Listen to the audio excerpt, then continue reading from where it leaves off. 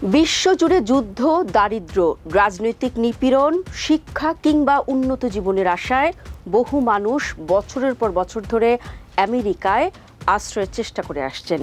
American dream শুধু উন্নত জীবনের প্রতীক নয়, বরং বহু মানুষের কাছে এটি নিরাপদ জীবনের শেষ আশ্রয়। কিন্তু সাম্প্রতিক বছরগুলোতে মার্কিন অভিবাসন নীতিতে যে পরিবর্তন এসেছে তাতে অনেকেই প্রশ্ন তুলছেন, আশ্রয় প্রার্থীদের জন্য কি সত্যি চিরতরে বন্ধ হয়ে যাচ্ছে আমেরিকার দরজা? বিশেষ করে বর্তমান প্রেসিডেন্ট ডোনাল্ড ট্রাম্পের কঠোর অভিবাসন নীতি এবং নতুন করে সীমান্ত নিয়ন্ত্রণ জোরদারের পরিকল্পনা এই বিতর্ককে আরও তীব্র করেছে। একই সঙ্গে বর্তমান প্রশাসনের নানা পদক্ষেপও দেখাচ্ছে ওয়াশিংটনের রাজনৈতিক দল বদলালেও অভিবাসন ইস্যুতে কঠোরতার প্রবণতা বাড়ছেই। এক দশকের বেশি সময় ধরে যুক্তরাষ্ট্রের দক্ষিণ সীমান্ত বন্ধের প্রতিশ্রুতি দিয়ে আসছেন ট্রাম্প।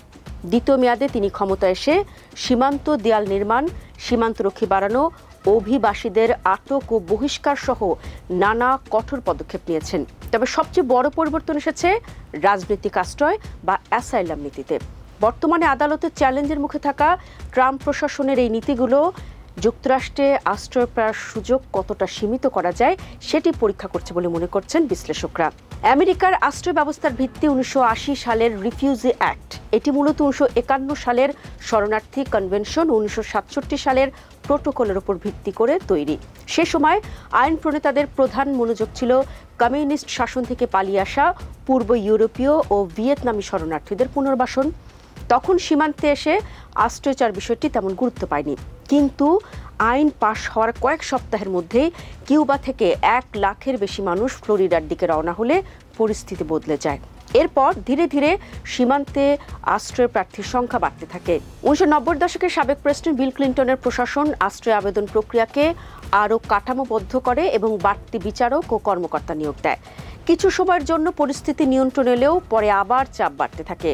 সাবেক প্রেসিডেন্ট জো বাইডেনের আমলে এক পর্যায়ে 1 মাসে দক্ষিণ সীমান্তে প্রায় 3 লাখ অভিবাসীর প্রবেশ চেষ্টার ঘটনার রেকর্ড করা হয়। কেউ রাজনৈতিক নিপীড়ন থেকে পালিয়ে এলেও অনেকে সহিংসতা ও অর্থনৈতিক সংকট থেকে বাঁচতে আমেরিকায় প্রবেশের চেষ্টা করছিলেন। বিশ্লেষকদের মতে আশ্রয়ের আবেদন তখন অনেকের কাছে যুক্তরাষ্ট্রে অস্থায়ীভাবে কাজ ও থাকার একটি পথ হয়ে ওঠে। এই পরিস্থিতির প্রতিক্রিয়াতেই ট্রাম্পের রাজনৈতিক প্রত্যাবর্তন আরও শক্তিশালী হয়েছে বলে মনে করা হয়। সাবেক অভিবাসন বিচারক অ্যান্ড্রু আর্থারের মতে আশ্রয় সংক্রান্ত কড়াকড়ি এখন অভিবাসীদের নিরুৎসাহিত করার প্রধান হাতিয়ার। দর্শক, বর্তমানে 2টি গুরুত্বপূর্ণ মামলা আমেরিকান আদালতে বিচারাধীন। এর একটি মুলিন বনাম আল ওত্রো লাদো মামলা। এই মামলায় সিদ্ধান্ত হবে সীমান্তে এসে পৌঁছানো অভিবাসীদের ফিরিয়ে দেওয়া যুক্তরাষ্ট্রের আশ্রয় আইনের লঙ্ঘন কিনা। আরেকটি গুরুত্বপূর্ণ মামলা রাইসেস বনাম মুলিন। ক্ষমতায় এসে ট্রাম্প সীমান্ত পরিস্থিতিকে আক্রমণ হিসেবে উল্লেখ করে আশ্রয় প্রার্থীদের প্রবেশ স্থগিত করার ক্ষমতা দাবি করেছিলেন। তবে ওয়াশিংটনের একটি ফেডারেল আপিল আদালত গত এপ্রিলে সেই সিদ্ধান্ত বাতিল করে দেয়। আদালত বলে কংগ্রেস প্রেসিডেন্টকে এত বিস্তৃত ক্ষমতা দেয়নি, তবে শেষ পর্যন্ত বিষয়টি সুপ্রিম কোর্টে গড়াতে পারে। অতীতে জাতীয় নিরাপত্তার প্রশ্নে আদালত অনেক ক্ষেত্রেই প্রেসিডেন্টের পক্ষে অবস্থান নিয়েছেন। দর্শক, এখানে একটি বিষয় জানিয়ে দিই, ট্রাম্প প্রশাসনের সময় আশ্রয় অনুমোদনের হারও নাটকীয়ভাবে কমেছে। গত মার্চ মাসে মাত্র 5% আবেদন অনুমোদিত হয়েছে, যেখানে ট্রাম্প ক্ষমতা আসার সময় এই হার ছিল 31%। আদালত ট্রাম্পের কিছু পদক্ষেপ আটকে দিলেও সামগ্রিকভাবে আমেরিকার আশ্রয় ব্যবস্থা আরও কঠোর হয়ে উঠছে বলেই মনে করছেন পর্যবেক্ষকরা। বিরোধী দল ডেমোক্র্যাটদের মধ্যেও এখন সীমান্ত নিরাপত্তা নিয়ে আগের তুলনায় কঠোর অবস্থান দেখা যাচ্ছে। এছাড়া গত বছর পাশ হওয়া লেকেন রাইলি অ্যাক্ট রাজ্যগুলোকে ফেডারেল সরকারের অভিবাসন নীতির বিরুদ্ধে মামলা করার সুযোগ আরও বাড়িয়েছে।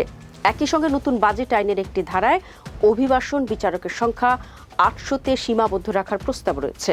সব মিলিয়ে বিশ্লেষকদের মতে আমেরিকায় রাজনৈতিক আশ্রয় পুরোপুরি বন্ধ না হলেও এটি ধীরে ধীরে এমন এক ব্যবস্থায় রূপ নিচ্ছে যেখানে আশ্রয় পাওয়া আগের তুলনায় অনেক বেশি কঠিন হয়ে উঠবে। এদিকে আমেরিকার কঠোর অবস্থান বিশ্ব রাজনীতিতেও বড় প্রভাব ফেলছে। ইউরোপীয় দেশগুলো এখন একই ধরনের নীতি অনুসরণে উৎসাহ পাচ্ছে, ফলে আন্তর্জাতিক শরণার্থী ব্যবস্থাই চাপের মুখে পড়ছে। মানবাধিকার সংগঠনগুলো সতর্ক করছে, যদি উন্নত দেশগুলো একের পর এক দরজা বন্ধ করে দেয় তাহলে যুদ্ধ নির্যাতন থেকে পালিয়ে আসা লাখো মানুষ ভয়াবহ অনিশ্চয়তায় পড়ে যাবে। অন্যদিকে কঠোর সীমান্ত নীতির সমর্থকরা বলছেন, সীমাহীন অভিবাসন কোনো দেশ দীর্ঘমেয়াদে বহন করতে পারে না। তাই নিয়ন্ত্রিত অভিবাসনই বাস্তবসম্মত পথ।